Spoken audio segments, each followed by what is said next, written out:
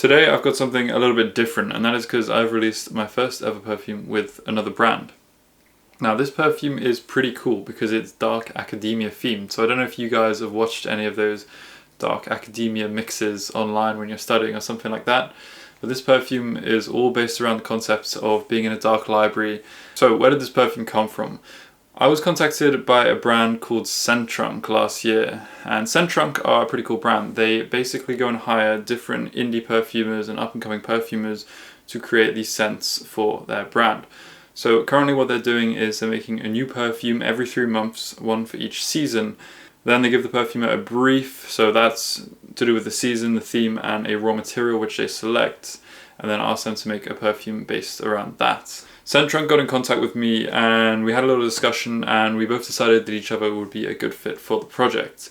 Now they came and asked me which season I would like to do, and I said my preference would be to do autumn because that's my favorite season, and you know, I just love autumn. And luckily they said, yeah, sure, go ahead and do that for us. So that was pretty cool.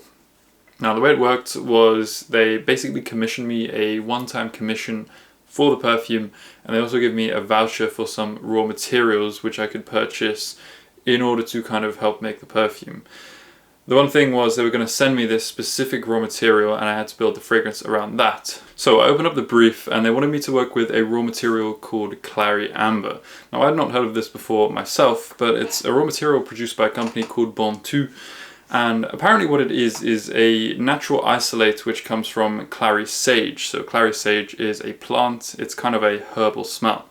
There's a component of clary sage called sclareol, I think I'm saying that right, and this is actually a precursor to ambroxan, and I believe what the clary amber is essentially when this sclareol has been, let's say, isolated and purified from the clary sage. So I've got some right here and we're going to dip it on the scent strip and see what it smells like. So to me this clary amber, it's quite an interesting smell. It's kind of a herbal smell. It reminds me a little bit of herbal tea. And it also reminds me a little bit of stinging nettles or stinging nettle tea, that kind of thing. It's got a little bit of a sweet side to it as well. So you know some herbal teas have a bit of a sweet side, or even when you kind of have a honey, maybe a slight honey note, that kind of thing. So it does smell a little bit ambery to some extent as well, so it's really quite interesting. So basically they gave me this brief which said I was going to work with this clary amber, and they wanted me to do something around a dark academia theme and something related to some kind of land of alchemy, which I thought sounded pretty damn cool because that's kind of right up my street. So I was looking into the dark academia, and the brief also said potentially a dark library or a dark distillery, one of those two. Now in my head when I think dark academia, I probably think dark library a little bit more than dark distillery, so my initial thoughts already started going in that direction. So then, how did I come up with a perfume? Well, once I had the clary amber and I got some raw materials in using their voucher, I decided to kind of look for some kind of accord or some kind of theme for the perfume. Now I was going through raw materials in my head, and because of the tea-like notes that I felt were in the clary amber, I thought maybe some kind of tea accord would go quite well in the perfume. So I got this black tea natural here, which is one of the things I used.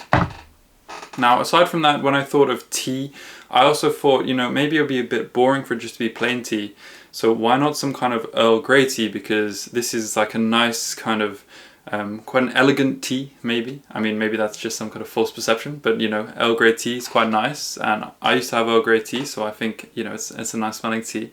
And a lot of people like bergamot, and I don't always put bergamot in perfumes, actually I don't use it that much at all, but I really thought that making an Earl Grey tea accord by combining normal black tea with bergamot would be an excellent kind of way to use bergamot and give it that Earl Grey tea vibe, which is really the first thing I ever thought of when I smelled bergamot. So I got those two. And then another thing is I was also kind of looking around at the time, looking at different raw materials, and one thing that I was smelling was this Apricot Natural by Robertet. And I smelled that and I just thought, damn, this could go perfectly with that clary amber and that black tea. I don't know why I had that thought, but it just popped into my head. So I got these 4 scent strips. So we got the clary amber from before, we got the bergamot, the black tea, and the apricot. And when I put these together, it creates this accord, and this accord smells just so damn good. When I smelled this, I thought, man, this is exactly what I want the perfume to smell like, or what I want it to be based on. It's just got this really nice kind of, I would say, luminescence. It's almost like a It's just a very glowing kind of smell to it. It's really, it's like an ambery smell, but it's almost as if it's kind of radiating with some, I don't know, it's just super, super nice. They all go really nicely together, and I guess this whole kind of idea of amber being an orange kind of colour, similarly to how apricot is, that apricot going with the fruity notes in the clary amber, and then its tea notes going well with the tea, and then tea extending itself into bergamot, which also has a little bit of a fruity note for a citrus. I don't know, something about it, they all just go super well together. So I smelled this accord and I was like, man, we're making a perfume around this. Now the problem with this accord is, well, it's really a top note accord. Those things are pretty much top notes. And this is something I always seem to do in perfumery. I make a really nice accord of top notes, and then it can be quite tricky building base notes around it, and that's because when you start adding a lot of base and mid notes to a nice top note accord you've already made, you usually end up ruining the top note accord to some degree. So the only option left is to put really transparent things around it, but if you go and do that, then you don't actually have really a rest of the perfume, which means your perfume, you know, it doesn't last properly. So it can be a bit of a challenge. Anyway, what I did was, well, because we're going for that dark library theme, I thought, why don't we go and make a nice dark woods accord to represent all of the bookcases, the wooden floorboards, the wooden chairs, all of that kind of stuff, and maybe even the books to some degree. So I went and tested out a load of different woody notes, and I tried to find some really dark woody notes and some kind of ambery woody notes, and something that would really represent the kind of dark, rasping bookcases. So I was playing with all of these woody notes, and the only problem with this is that when you work with woody notes in perfumery, at least I myself usually find that they can be a little bit subtle if you're not going for the really kind of extreme woody ambers and just putting high doses of those, or something like strong sandalwood molecules. Then just your kind of regular woody notes, like different cedarwood notes and some of your more subtle woody ambers, they can be a bit subtle, which means if you want them to really have some kind of prominent smell that lasts a while, then you need to put a lot of them. But if you go and put a lot of them, then you can start to muddy out the perfume and also muddy out the top notes. So I was kind of thinking, and eventually I came up with the idea of, why don't we add some orange blossom? And that's because that is a nice kind of floral mid note, and in my head it smells at least a little bit, again, like the color orange. I know it sounds weird to have something smell like a color, but I guess I look at smells often in terms of colors in my head. So I thought we got this nice orange apricot, the orange kind of clary ambery note, and then we can have that orange blossom note, right? So this is kind of all going together, and I added that into the perfume, and that worked really well because that lighter floral note, it really opened up the perfume, made it more airy and allowed it to breathe, and it helped kind of counterbalance some of those dark woody notes while also creating a really nice mid note that actually added a lot of projection while also blending down in from the top notes. So that was a pretty good thing. So after this, I was still stuck with a little bit of a problem in the base note, and that's just because I had this big muddy mess of different woody notes.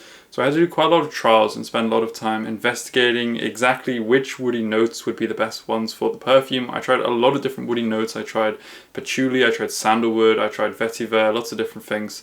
In the end, I decided that the kind of woody base note which I felt fitted best was to kind of use vetiver, so like a deep kind of dark woody note, in combination with oak wood, which is, I find, a very elegant woody note, probably my favorite one.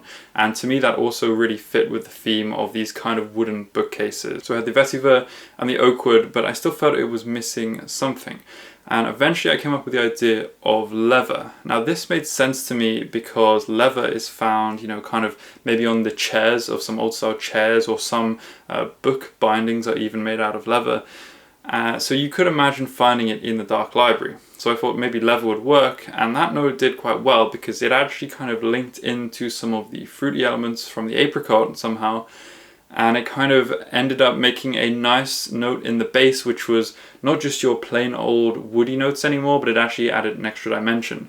Before that, I was trying cashmeran to kind of create a cashmere wool effect, because I thought maybe the sweaters of some students, maybe that would work quite well, but once I tried that in the perfume, it really just didn't work at all. So when I finally found this leather note, I was pretty happy.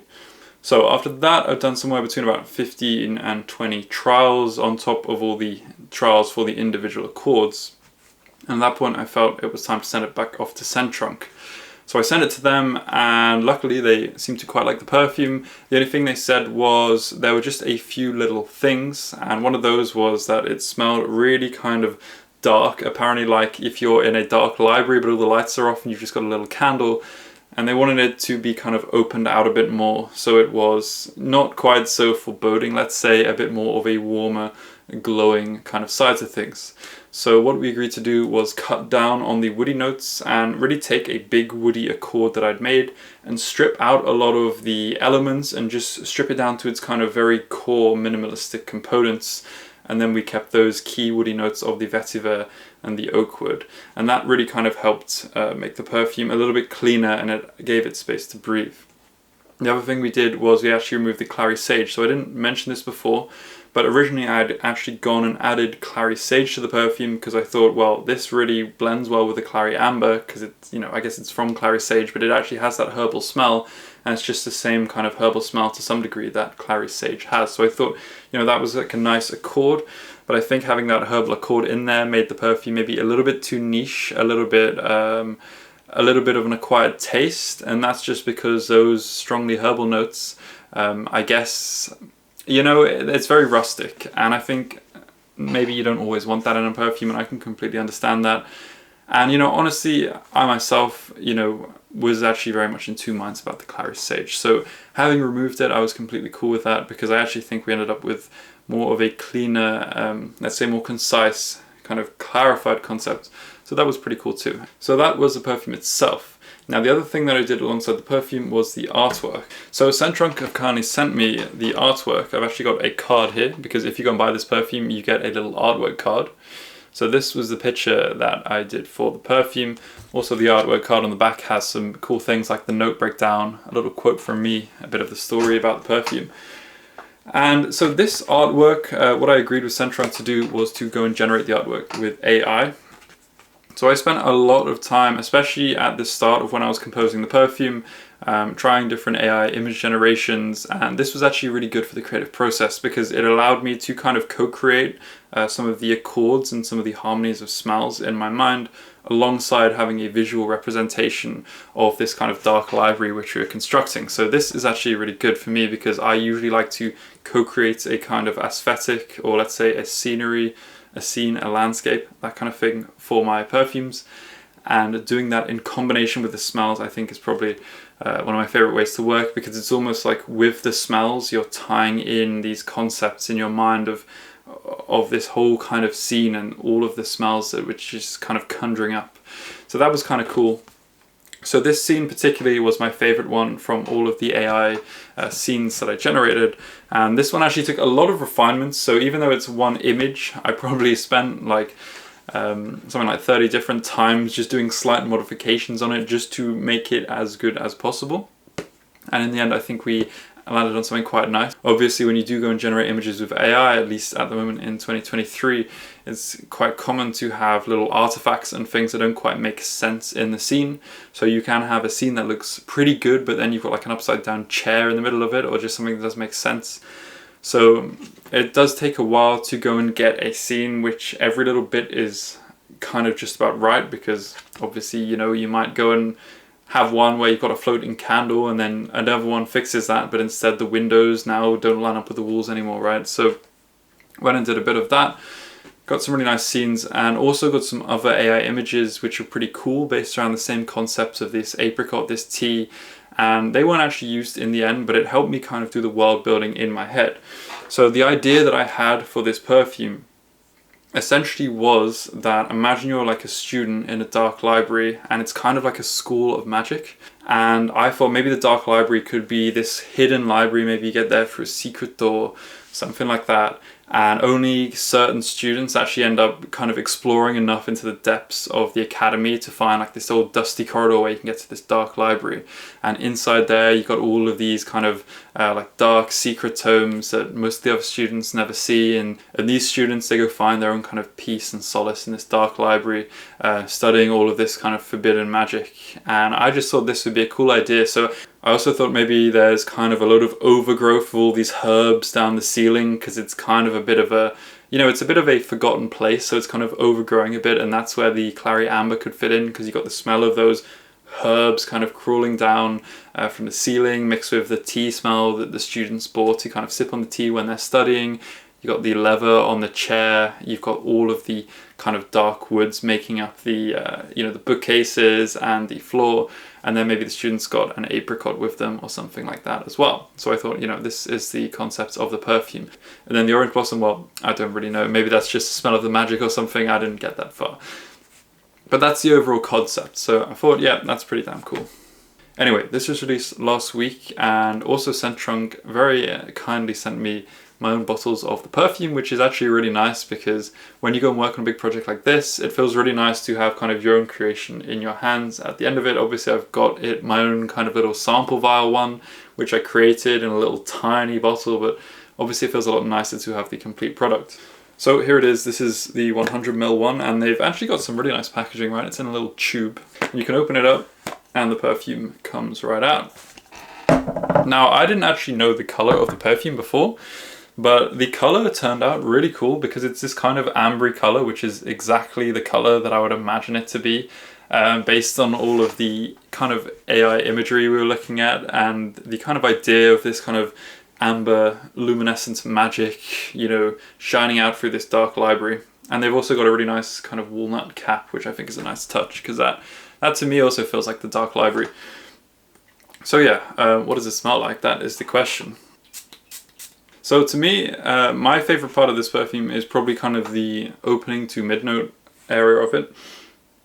Now, you definitely get that nice accord come through with the bergamot, the black tea, the apricot and the clary amber. Obviously, it's not the only thing you can smell because otherwise the rest of the perfume wouldn't be there. So it is kind of, I would say it's kind of nestled in amongst it, but you can still definitely smell it, which is really nice. And that's what really kind of hits you in the opening. You can smell this nice kind of ambery smell, but it's not a classical amber. There's no actual labdanum, which is one of the classical components of an amber in this perfume. And you've only got the tiniest hint of vanillin. So it's not really a classic perfumery amber, but it smells ambery, and that's because you've got all those woody ambers, and then you've got all those orange notes. So the clary amber, the orange blossom, you've got the kind of bergamot to some degree, and then you've got the apricot as well. So you've got all of that in the opening. And when it dries down, you really start to get the orange blossom coming through as this kind of projecting smell, which I think is quite nice. And then later on, when it dries down, you still get these leathery notes coming through. You can actually smell, I think, the leather at the start, which is quite cool. But you get that leather going through into the base. It kind of simmers down a little bit. And then you've just got some kind of quite light kind of woody notes. So it's not too heavy. It's actually, I would say it's quite a nice balance of it projects, it lasts, it's not too thick, but at the same time it's still got some substance to it. So I'm a big fan of the perfume. Of course I'm going to be biased, so of course I'm going to be biased. It's my perfume. Now, as well as the 100ml bottle, they also sent me one of the 30ml bottles, which is actually really cute. If you look at it, look at this little thing. And they also sent me one of the travel size ones. So if you look at this, it's like, again, a little tubey thing. And inside they've got a little sprayer. And yeah, that's it pretty much. It's a perfume. That's what it is. It's the same thing. What they also did was they actually managed to create for me an affiliate link, which is cool because it means if any of you guys are interested in buying this perfume for yourself, then it means that you get a 15% discount, and I also get a 15% commission off of it, which is pretty nice. So I would say thank you very much for Centrunk for the affiliate link, and also thank you very much for sending me the perfumes. It really is nice to have these in my hands. It's kind of a weird feeling because usually my perfumes, I'm always smelling into them and looking for the imperfections, let's say. It almost ruins my own perfumes for me, the fact that I was the perfumer on them, because I'm constantly thinking about how they could be better. But because this is in someone else's packaging and it's all very nicely presented, it almost only half now feels like it's my perfume. It almost half feels like it's kind of come back to me as a professional perfume, which I know sounds weird to say. So it feels way more chill in my head when I smell this for some reason. It's really weird. It's like my perfumes for my brand kind of feel like my babies, whereas this more feels like the kid that grew up and then I sent him off to university, and then now he's coming back to visit. But you know, I can trust him on his own. I don't know if that makes any sense, but for some reason that's a bit how I feel about it. Finally, of course, I'm very grateful for this project because it was actually a really cool project to work on. I think being able to do an autumn release is great because I love autumn. Having the dark academia theme too was perfect for me. So I'm very appreciative of getting that project, and thank you very much, Zentrunk, for trusting me with it. So with that said, really this video was mostly meant to be just a little insight into the creative process. So mostly for you guys who are making your own perfumes and you want to know a little bit more about what it might be like working with a brand, then, you know, now you can maybe imagine yourself getting a brief from a brand, and then, you know, how you might go and start working on a perfume and how it might unfold. Now this brand obviously was great because it left a lot of the creative control with me. Some brands will be a lot more hands-on, so they'll be very specific about the smells they want in the perfume, and they'll be very specific about how they want you to fine-tune it. This just depends on the brand. Some briefs are very loose, they might literally just give you a picture or a sentence or something. Other briefs will be very descriptive. That's it from me. Once again, if you're interested in picking up this perfume for yourself, then feel free to go and use that affiliate link in the description to go and get your discounts. Helps me out as well. And yeah, hope you enjoyed the video. I'll see you very soon with another video all about perfumery, and next time I should actually be making a full perfume, so hopefully you'll be looking forward to that. I'll see you very soon.